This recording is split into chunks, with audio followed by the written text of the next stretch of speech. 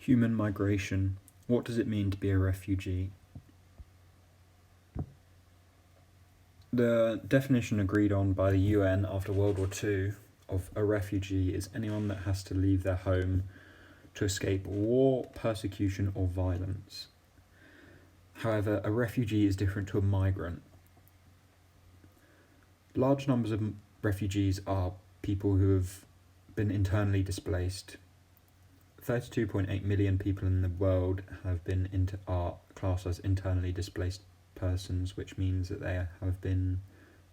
they've had to flee their home but still reside within the same country as they used to live in. A staggering half of the world's refugees are children, and many risk their lives crossing the oceans and land in very hot parts of the world. When they cross into other countries, for the majority of them, their first stop is a UN refugee camp, often on borders, which means they often get stuck here, and they can get stuck here for years and years.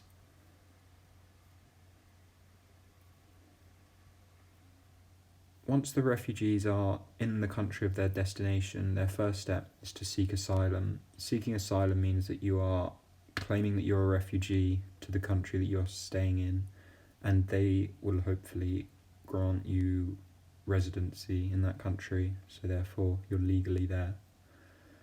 However, often lots of these refugees struggle to mix in with the community, and they often face xenophobia and racism, which means often they struggle to get jobs and have to live off humanitarian aid from charities and etc. This often puts a strain on the charities and stuff, but these refugees often just struggle to integrate with society. And often, due to this xenophobia and racism, children are unable to attend school, which then also leads them not struggling to get jobs as well later in life.